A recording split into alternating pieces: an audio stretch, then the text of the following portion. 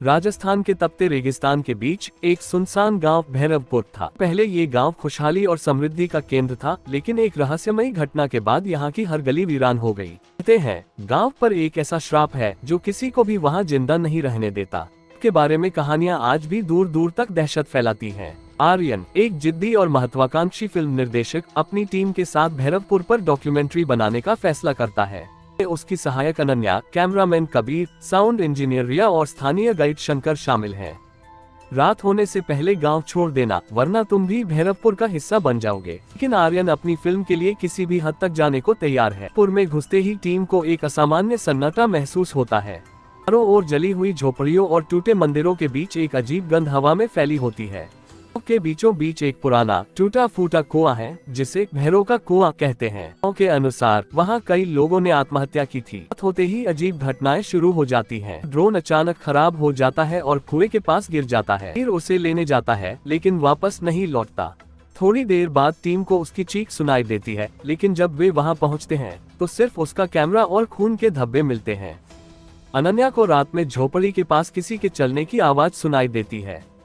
जब वह बाहर देखती है तो एक औरत सफेद साड़ी में दिखती है, जिसका चेहरा झुका हुआ है। जैसे ही वह पास आती है, उसका चेहरा जला हुआ और डरावना नजर आता है। बताता है कि सालों पहले भैरवपुर के लोग एक अमीर व्यापारी की बेटी को डायन मानकर जिंदा जला देते हैं।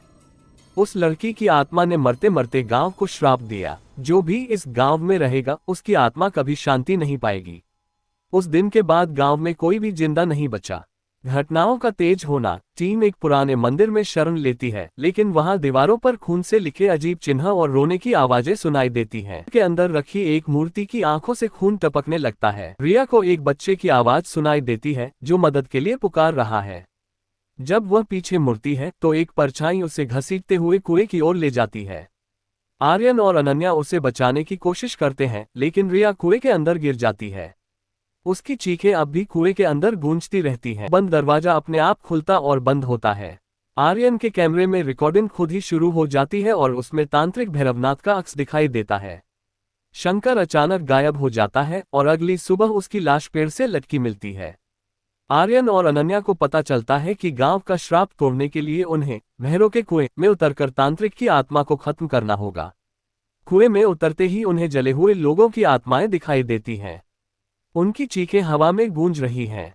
कुएं के अंदर एक रहस्यमय द्वार है, जिसके पीछे भैरवनाथ की आत्मा कैद है। नाथ की आत्मा बेहद डरावनी है। तुम मेरी आत्मा को मुक्त नहीं कर सकते, अब तुम भी मेरे साथ रहोगे। अंततः आर्यन खुद को बलिदान देकर अनन्या को बचने का रास्ता देता है। वह भैरवनाथ की आत्मा को अपने अंदर समाहित कर लेता है और कुएं को हमेशा के लिए बंद कर देता है। अनन्या सुबह गांव से बाहर निकलती है, लेकिन आखिरी दृश्य में उसका चेहरा अजीब हो जाता है और उसके पीछे एक परछाई दिखाई देती है। गांव का श्राप खत्म नहीं हुआ। ये कहानी सिर्फ एक शुरुआत थी। गांव के प्रवेश द्वार पर एक नई टीम का कैमरा लटकता दिखाई देता है, जिसमें लिखा है भैरवपुर मृत आत्माओं का घर।